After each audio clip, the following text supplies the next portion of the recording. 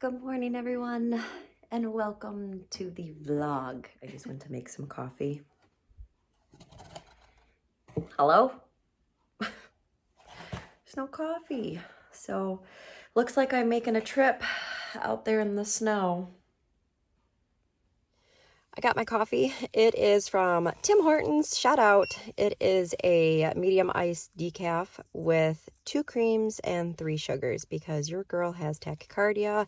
So I can't have regular coffee, and that's okay because I have enough energy. Plus, I got an English muffin. It's got sausage, egg, and cheese, which is on the other side. So that's my breakfast. It's been a pretty lazy day today.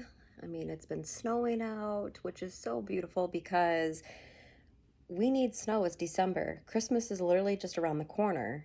And I say if it's not going to snow, bring me back my like 80-degree weather because I'm sick and tired of bundling up just to go outside.